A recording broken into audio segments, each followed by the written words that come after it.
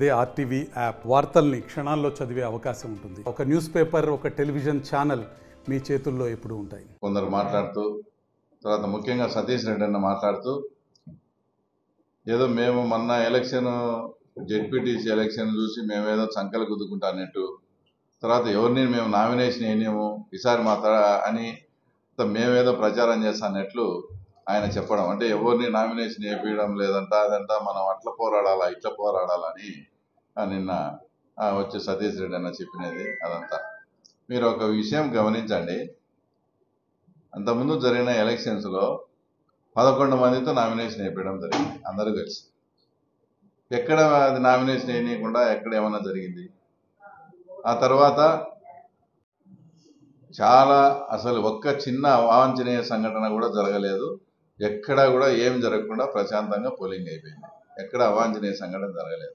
కానీ election commission వాళ్ళు ఆడేదో జరిగిందని మళ్ళీ రెండు బూతులు పోలింగ్ ఇచ్చిన తర్వాత కూడా అక్కడ కూడా 3 అంచెల భద్రతా వ్యవస్థలో మీరు బాయ్కాట్ చేయండి అని ఎలక్షన్కు పిలుపిచ్చినా కూడా దాదాపు 65 నుంచి 70% అక్కడ ప్రశాంతంగా పోలింగ్ జరిగింది. అక్కడ కూడా మీకు డిపాజిట్ రాలే. అంటే అంత ప్రశాంతంగా జరిగిన రీపోలింగ్ బూతుల్లో కూడా అది ఓట్లు వచ్చింటేది అన్నీ కలిసి మీకు వచ్చినట్టుంది. కాబట్టి ఇప్పటి నుంచే మీరు అంటే మీరు ఎటు ఓడిపోతాం మేము అని ఇప్పటి నుంచే ఒక గ్రౌండ్, అంటే వాళ్ళ నామినేషన్ ఏనిరంట వాళ్ళు ఏనిరంట అని చెప్పుకుంటూ ఆ తర్వాత ఇప్పటి నుంచే కూడా మీరు గ్రౌండ్ ప్రిపేర్ చేసుకుంటా ఆ తర్వాత ఉండాలి. దానికి అసలు మేము ప్రజాస్వామ్య పద్ధతి చూసి ఆయనకు నిద్ర రాలంట. 3 రోజులు నాకు నిద్ర రాలేదని చెప్తా ఉన్నాడు.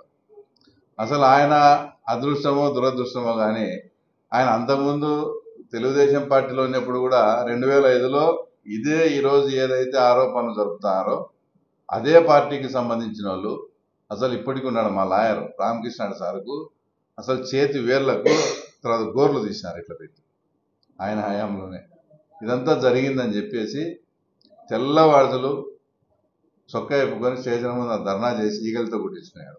ఆ రోజు నిద్రలేని రాత్రులే ఆయనకు, ఈ రోజు ఇప్పుడు నిద్రలేని రాత్రులే. ఆయన జాతకమేమో కానీ ఆయనకు ఆయన కార్యకర్తలకు ఎప్పుడూ నిద్రలేని రాత్రులే ఉంటాయి.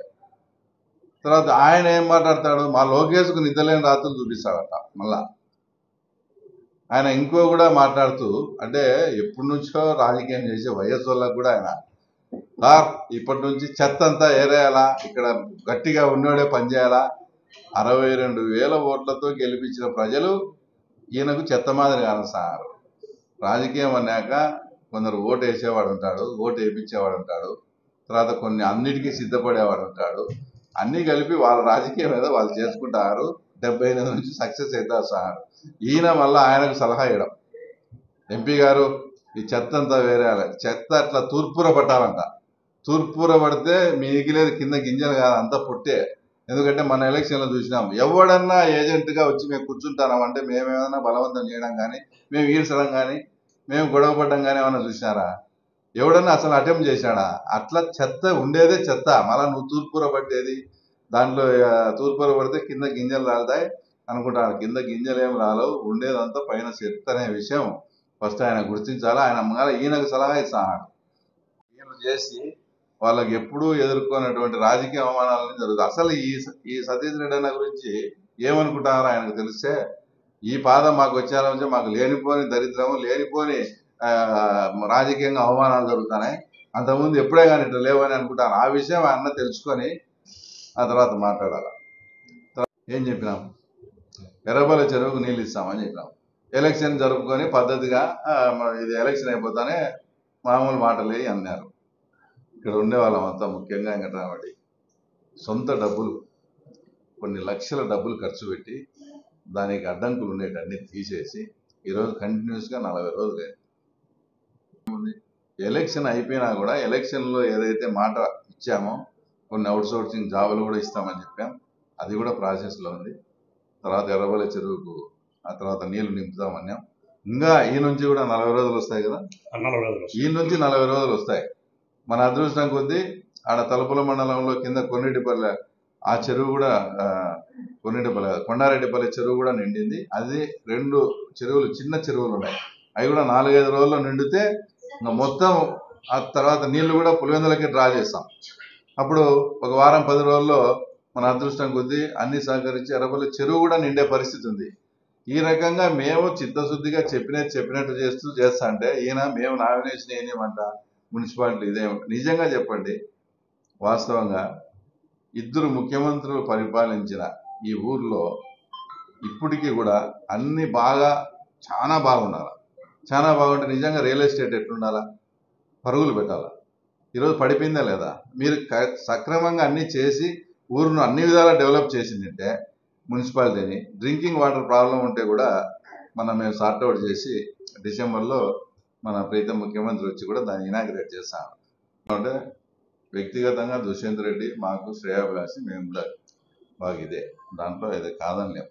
కానీ ఇది చూస్తా అంటే ఎట్లుందంటే మహాభారతంలో భీష్ముని కదా కొట్టేదానికి కృష్ణుడు ఎత్తు యశోగని ఒక పాత్రను ప్రవేశపెట్టినట్టు ఆయన్ను అట్లా మాకు పెట్టినట్టు మేము అనుకుంటున్నాం. కానీ ఎవరైనా నాకు నా రాజకీయము, నా మున్సిపాలిటీ, నా పులివెందుల, నా కార్యకర్తలను కౌన్సిలర్గా చేసుకోవడం, మా నాయకుని వచ్చి మున్సిపల్ చైర్మన్ చేయడమే మా ధ్యేయం. అంతేగాని దుష్యంత్ రెడ్డి వచ్చాడనో, ఆ తర్వాత అవినాష్ రెడ్డి ఉన్నాడనో, జగన్ ఉన్నాడనో కేర్ కూడా చేయం. అందరినీ ఒకటే కోణంలో కూడా చూస్తాం. ఈ విషయంలో నిజంగా ఒక దుష్యంత్ శ్రేయాభిలాషిగా కూడా చెప్తాను. గతంలో అనేక మార్లు వాళ్ళు ముఖ్యమంత్రిగా ఉన్నప్పుడు కూడా నీతో పని చేయించుకొని నువ్వు ఎమ్మెల్యే క్యాండిడేట్ కమలాపురానికి కానీ జమ్మలమడుగు కానీ నిజంగా ప్రేమ ఉంటే నీకు అప్పుడే ఇచ్చుకొని చేసుకోవాలి. కేవలం ఇప్పుడు ఎన్ని పరిణామాలు జరిగినాయి కాబట్టి ఇదైతే ప్రమాదం లేదనుకున్నారో ఏమనుకున్నారో నిన్ను తీసుకొచ్చి వాడుకుంటున్నారు. నువ్వు కూడా దాన్ని దృష్టిలో పెట్టుకొని అవమాన పాలయ్యే విధంగా నువ్వు చేసుకోవద్దు. ఎందుకంటే నువ్వు మా శ్రేయాభిలాషి కాబట్టి. ఆ తర్వాత మా తెలుగుదేశం పార్టీ నుంచి మున్సిపాలిటీ కంటెస్ట్ చేసి మున్సిపల్ చైర్మన్ చేయడం ఏకైక అజెండా. ఏదో అంటారు చూడు, ఎక్కడైనా మామ కానీ వంగతోట కాడ మామ కాదని. మా ధ్యేయం అదే. వాళ్ళు ముగ్గురిని తెచ్చిపెట్టుకునే, దుష్యంతుని పెట్టుకునే, మా అజెండా మాదే, మా పని వాళ్ళదే, వాళ్ళ పని వాళ్ళది. అంతేగాని ఇదేదో ముందే ఓటమిని అంగీకరించినట్టు నామినేషన్ వేయకుండా చేస్తారంట, అది చేస్తారంట, ఆ పద్ధతులు ఏముండవు. సాగునీటి ఎలక్షన్లో ఒక స్ట్రాటజీ, తర్వాత మొన్న జెడ్పీటీసీలో ఒక స్ట్రాటజీ, ఈసారి ఇంకో డిఫరెంట్ స్ట్రాటజీలో వస్తాం. కొట్టడం అయితే గ్యారెంటీ. రైట్.